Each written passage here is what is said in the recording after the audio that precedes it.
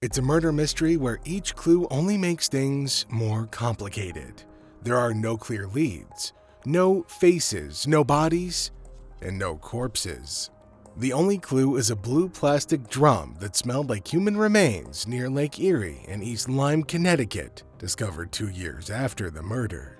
The story centers around a broken family and a charming Connecticut town, Jack Rester and his ex-wife Anna Cromb.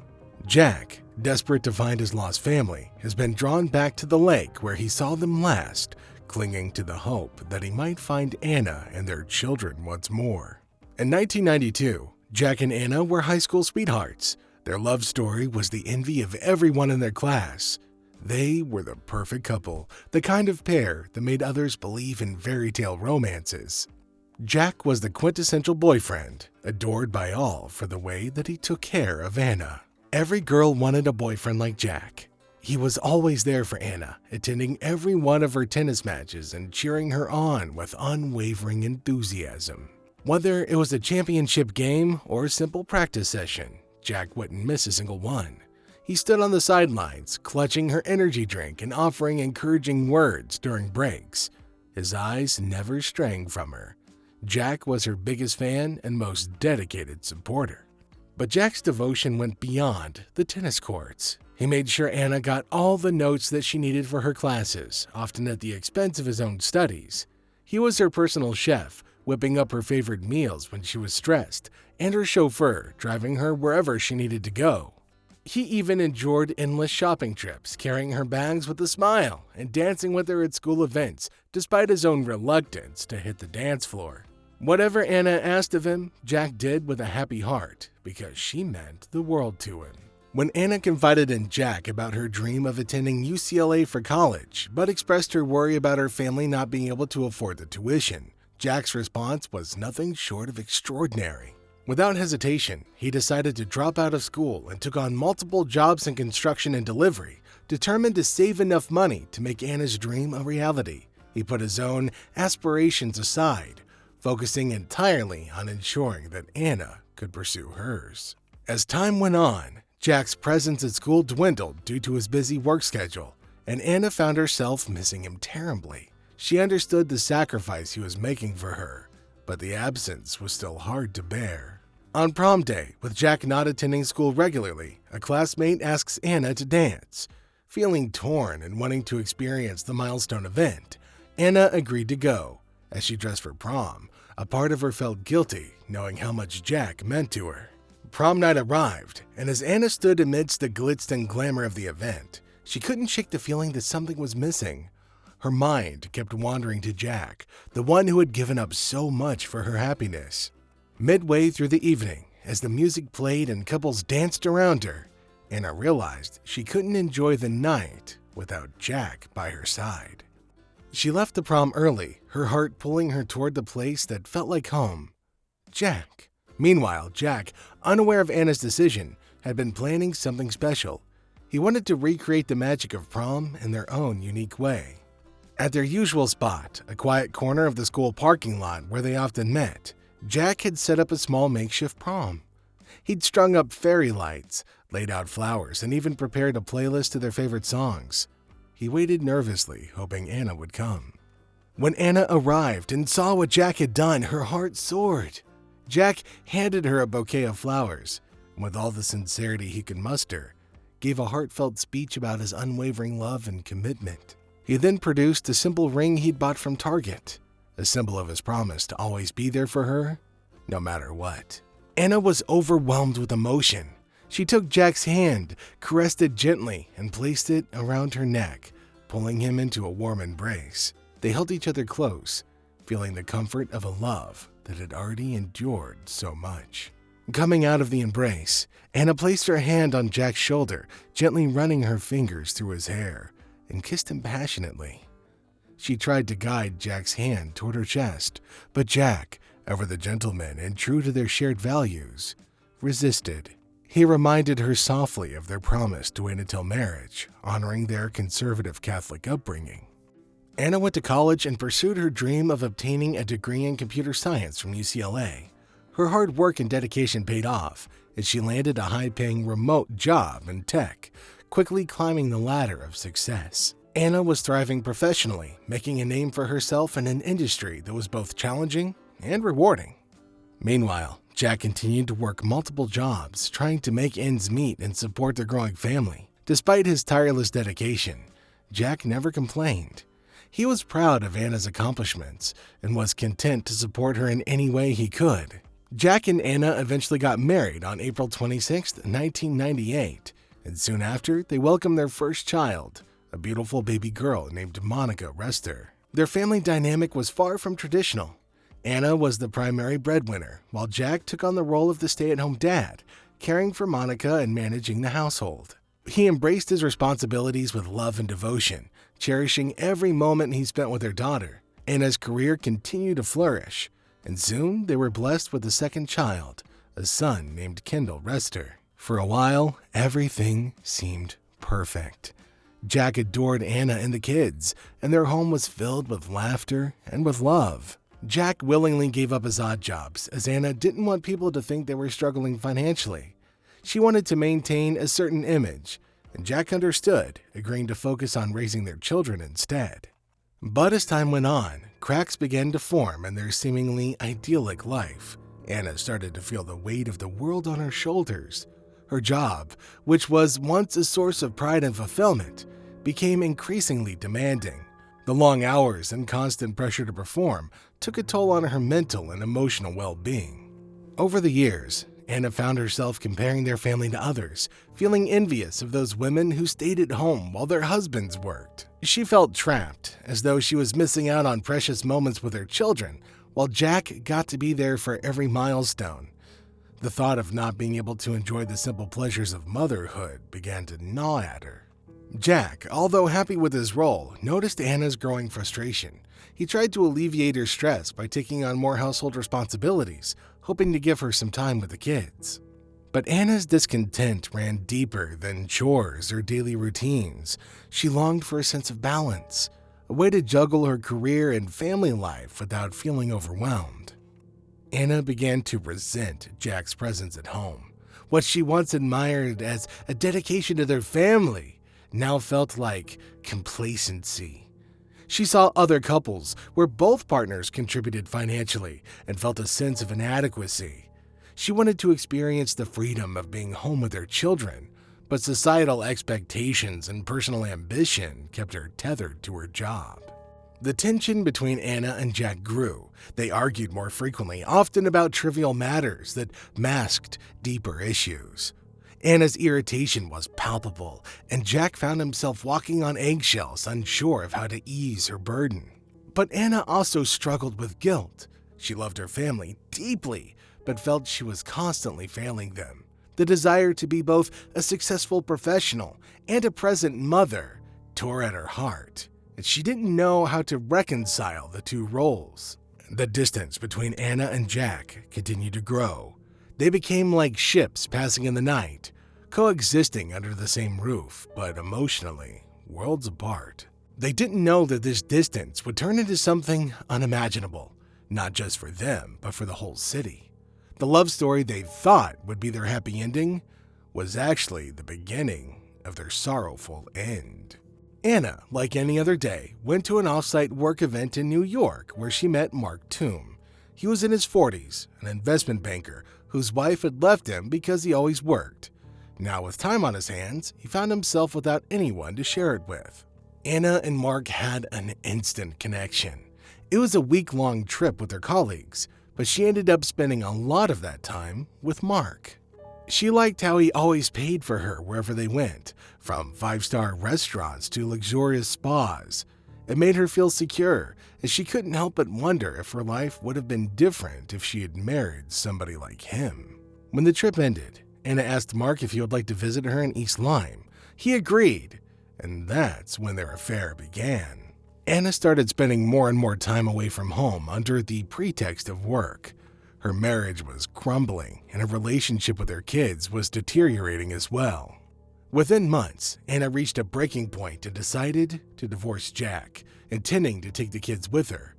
Although the marriage was crumbling, Jack could never have imagined something like this happening.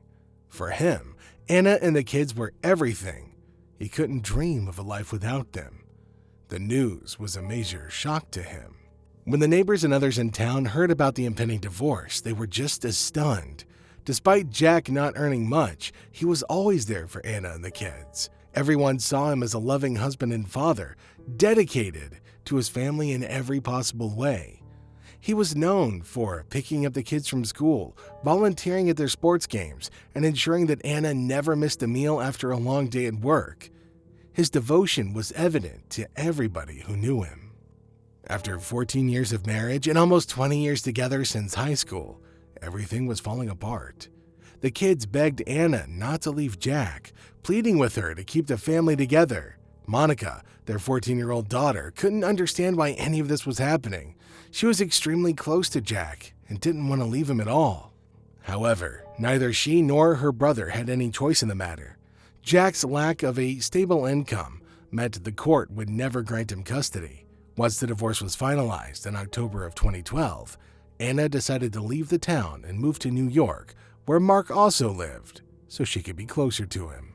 Jack, who was well known in the town, now felt like a stranger in his own home. After losing everything, it seemed like he was in an unfamiliar place. He didn't know what to do, so he turned to alcohol, drowning his sorrows in it. He moved into a small one-room studio apartment on the outskirts of town, because that was all that he could afford. He felt like a dead man walking, merely existing without purpose or hope. Jack didn't even know where Anna and the kids were living. He wasn't allowed to see them or have any contact. His life was reduced to lonely days and even lonelier nights, haunted by memories of the family that he once had. Almost 4 years had passed, and Jack never got to see Anna or the kids. He was left with nothing but memories and unanswered questions. His life had become a blur of endless days blending into lonely nights. He was a shadow of the man he used to be, lost in a fog of despair and alcohol. In March of 2016, now an adult, Monica decided it was finally time to visit her father. She hoped to form a connection with him again, clinging to the memories of happier times. She missed her father dearly and felt a void that could only be filled by seeing him. But when she finally arrived at his rundown apartment, she was heartbroken to find that her dad was not the same person she remembered. Jack was drowning in alcohol, his mind foggy and distant. He didn't recognize her at first, his eyes glazed over with the weight of years spent in solitude and pain. His life was a tragic mess, and Monica knew exactly who to blame for it. Her mother, Anna. Tears streamed down her face as she called her mom. The call turned into a heated rant about how Anna had taken away the one good thing in her life, her father. Monica unleashed years of pent-up frustration, anger, and sorrow, leaving Anna stunned on the other end of the line. She hadn't expected her daughter to reach out to Jack, and the reality of what her decisions had led to hit her like a ton of bricks. Driven by a mix of guilt and urgency, Anna drove from New York back to East Lyme. When she arrived, she found Jack's once lively and cheerful home now a mere shell of what it used to be. The halls, once filled with laughter and family photos, now stood silent and bare. Monica's hands shook as she faced her mother, her voice trembling with anger. "How could you do this, Mom?" she shouted. "You tore our family apart. You left Dad broken, and for what? For some guy who could buy you dinner?" Anna stood there, stunned by the intensity of her daughter's words. She tried to gather herself, but the memories of what she had lost overwhelmed us. "It wasn't just about that, Monica," Anna replied, her voice strained. "You don't understand the pressure I was under. I needed more than what Jack could give." Monica laughed bitterly. "More? We had everything we needed. Love, family, and a father who cared. And you threw it all away for money and some fantasy life." Anna's gaze dropped, her defenses crumbling under the weight of Monica's accusations. She had believed in a better life, but at what cost? Monica and Anna clashed repeatedly, their arguments growing more intense and bitter with each passing day. Despite their efforts, no resolution seemed possible. The dramatic and unforeseen outcome of their confrontation would not only stun the entire city in the coming years, but would also send a chill through its residents, leaving a mark that would be felt for years to come. 2 years had passed since that fateful confrontation, again leaving a lingering void in Jack's life. Jack was left with nothing once again. The only clear memory he had from that time was seeing Anna and the kids near a lake in East Lyme, so he kept returning to the lake, driven by the hope of finding them. Despite the fog in his mind, Jack continued to visit the lake. It had become his solitary refuge, a place where he clung to the hope of reuniting with Anna and the children. The peaceful, quiet setting gave him a fleeting sense of calm, but it was always overshadowed by his deep sense of longing and loss. One day, while enjoying the serene surroundings, Jack was suddenly assaulted by an overwhelming, foul odor. The smell was so strong and unpleasant that it made him gag. He traced the source of the stench to a blue plastic drum sitting nearby. Driven by curiosity and discomfort, he approached the drum to investigate. He could see something inside, but the contents were obscured and he couldn't quite make out what it was. The sight and the awful smell were disturbing enough, and he had a hint that it could be a human, and he decided it was best to call the police. He quickly dialed 911, reporting the strange and unsettling find. The police arrived promptly to examine the drum, and their investigation into the grim discovery began. The tranquil lake, known for its isolation, had now become the center of a serious and mysterious investigation. When the drum was examined, it was found to be completely sealed with cement. Despite this, the overpowering smell unmistakably suggested a human origin. When the police finally managed to break open the drum, they were surprised to find nobody inside. However, the foul odor continued to intensify, leaving no doubt that the drum contained something human. But what could it be? The investigation took a puzzling turn when the drum was dismantled. Inside, they discovered pieces of brittle, porous bones covered in fungus. Though it was evident these fragments were bones, their condition made it impossible to determine whether they belonged to a male or female or to an adult or a child. There were no heads, no legs, just shattered fragments that made identification challenging. Among the debris were some broken jaws, pieces of clothing, and old notes. The police collected all the items for further examination.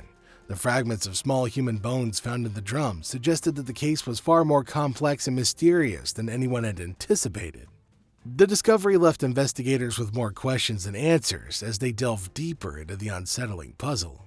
The next day, June 8, 2018, local newspapers reported a grim discovery. A body had been found in a drum near Lake Erie. The revelation sent shockwaves through the community, sparking conversations about a murder that had occurred 2 years ago and had gone unnoticed until now. The fact that no one knew who the victim was, or even suspected anything for so long, was truly unsettling and left everybody in town deeply disturbed. The identity of the deceased was unknown, and it was unclear whether the person was a man or a woman. The investigation was launched, but it faced a major challenge. There was no conclusive evidence, just skeletal remains. As the investigation unfolded, the public's reaction was a mix of horror and intrigue. Local residents gathered in coffee shops and on street corners, exchanging theories and speculations about the case.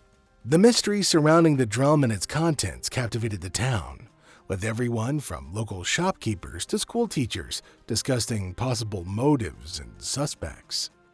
Parents held their children a little closer, neighbors watched each other with newfound suspicion, and old rumors resurfaced as the town's collective imagination ran wild. The unease was palpable, with many residents fearing that a killer was still among them, lurking in the shadows of their seemingly peaceful community. Meanwhile, Detective Rock conducted an interview with Jack and learned that he was a solitary individual with no family and a deep sense of loneliness. It's not uncommon for suspects to approach the police with information about a body in an attempt to divert suspicion from themselves. However, Jack's demeanor seemed inconsistent with this theory. He came across as peculiar and disoriented, speaking so slowly that people often lost patience and left as if he had all the time in the world. His odd behavior made it difficult to believe that he was capable of any criminal activity. Still, Detective Rock kept a close watch on everyone. The town was small, so he made it a point to speak with all the residents, especially those living near the lake. His thorough approach was crucial in ensuring that no detail, however minor, was overlooked.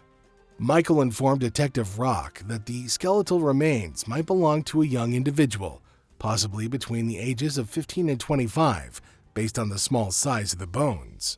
An expert from the post-mortem team suggested it might be a girl, noting the hair length of approximately 50 centimeters, considerably longer than the average for boys.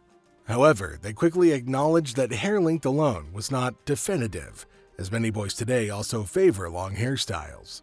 The uncertainty left them in limbo, with gender identification hinging on further analysis. The scientific report, crucial for piecing together the identity of the deceased, would take several days to arrive, leaving everyone on edge as they awaited more conclusive evidence.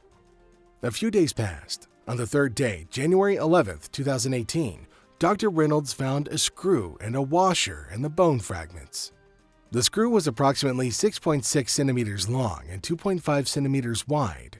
Upon close examination, it was understood that this screw was part of the left ankle bone. However, there was nothing readable on it to provide any clues. Dr. Reynolds considered whether this information would be significant and decided to inform Detective Rock. He mentioned that while a clue was found, its usefulness was uncertain. The screw in the left ankle bone had been installed, possibly after a fracture, but the inscriptions on it were too faint to read. Detective Rock immediately went to the doctor, took possession of the small screw, and began photographing it with the highest quality camera. After several hours of work, a small but crucial clue was found. The top of the screw had the word ROLIT written in English. A search revealed that Rollit is a company in Boston that supplies screws used in surgeries across the country. It would now be necessary to contact the company and find which hospitals in the area had used the screw. It was a major challenge. It was also unclear in which year the screw had been installed. So this was a clue that had been found, but it wasn't enough to identify the deceased, let alone determine the murderer or the motive. Assuming the old notes found with the body were from before November 2016, the Rollit Company officials were contacted to find how many screws were sold in 2016 and to whom. The investigation revealed that Rollit supplied a total of 161 screws in 2016. Of these 161, 155 were sent to Texas and Florida, while 6 were supplied to New York City. The details of where and to which patients those screws were used in New York were extracted. More than 5 police teams under the leadership of Detective Rock were involved in the investigation. Eventually, details of all 6 patients in New York were obtained. 5 of these patients were identified, but information about the 6th patient, named Anna Rogers, was missing. She was approximately 40 years old and a female. However, initial investigations suggested that the deceased should be between 15 and 25 years old. Therefore, the hope was low, but there was no other option, so the investigation continued in this direction. The investigation revealed that the screw had been installed in Anna's left ankle at the hospital. The details of who admitted the patient were obtained, and it turned out to be Monica, who was related to Anna as her daughter. The police then reached out to Monica and asked about Anna and her current whereabouts. Monica responded that she'd not been in contact with her mother for several years. When asked when, Monica mentioned the last meeting was in March of 2016. A few days later, she went to meet her mother, only to find that she had gone to LA and never re-established contact. Monica didn't report her mother as missing because the relationship wasn't good. The police then strongly suspected that the body in the blue drum could be Anna, but there was no concrete evidence yet. The police asked for information about the screw in the left ankle, and it was revealed that a truck had hit Anna's bicycle on September 1, 2015. She was severely injured and her left leg was fractured. During her treatment at the hospital, a screw was installed in her left ankle. Also, why did Monica never show concern for her mother during these 2 years? The police began to delve into Monica's background and Anna's history, which revealed a complex story. When resolved, the reasons for the murder, the killer, and the motive became clear. After much investigation and speaking with the townspeople, the police discovered that Jack, who found the body, was married to Anna and they had 2 kids, Monica and Kendall. Anna had divorced him in August of 2012 and they had not been in contact since. However, When Jack was asked about the last time he saw his family, he kept insisting that he saw both of them near the lake 2 years ago, in March of 2016. When pressed further, he couldn't remember anything more. Detective Rock realized there was a strong possibility that the daughter, Monica, had killed her mother, Anna, out of extreme anger. However, there wasn't much evidence to support his suspicion. Detective Rock decided to contact another member of the Rellister family, Anna's son, Kendall Rellister. Kendall was 18 at the time and living alone in New Jersey, making ends meet by working at a local food joint. When asked about his mother, he said he hadn't been in contact with her for the past 2 years. When repeatedly questioned about the last time he saw her, he couldn't provide a clear answer. When Detective Rock asked Kendall if he thought his sister Monica had killed her mother, Kendall remained silent for a long moment. After persistent persuasion, he finally spoke, saying, "She deserved it. My mother took away the one person who meant the most to Monica and me. She was nowhere when we needed her and ruined 3 lives. Mine, Monica's, and our father's. When Monica visited our father in 2016, after 2 years of no contact, she realized that we would never get him back. Our mother took our father away from us." Kendall's voice was strained with emotion as he continued. "When Mother came from New York to East Lyme that day, Monica and her got into a heated argument, and one thing led to another. Monica took her outside near the lake, continuing the argument, fully aware of what could happen there. Monica strangled her until she stopped breathing. Then, in a panic, she dismembered her and put the remains into a drum that was lying near the lake." The confession was chilling. Detective Rock knew that he had enough to act. The police went to Monica's place and arrested her for the brutal murder of her mother. Kendall was also arrested for being an accessory after the fact, knowing about the second-degree murder but failing to report it to the authorities. Monica was sentenced to life imprisonment for the gruesome act, while Kendall received a 10-year sentence for his role in covering up the crime. And Jack, poor Jack, was never the same again.